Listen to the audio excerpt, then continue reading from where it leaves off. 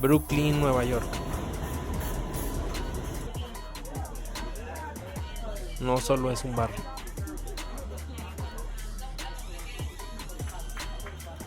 Es una cuna del rap.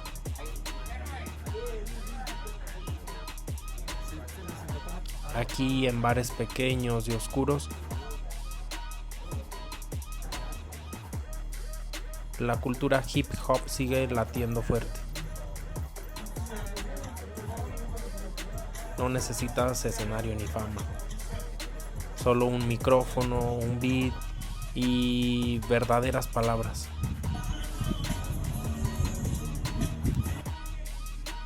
Cada noche raperos locales y visitantes suben al micrófono para soltar su historia, su barrio, su rabia, su arte. No es un espectáculo montado, es real. Es resiliencia, identidad, comunidad. Esto no es solo música, es Brooklyn hablando con el alma.